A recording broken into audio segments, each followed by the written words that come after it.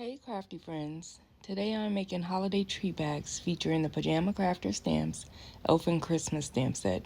You can grab your stamp using the link in the description. I'm going to begin coloring, so go ahead and watch and we'll assemble our tree bags at the end.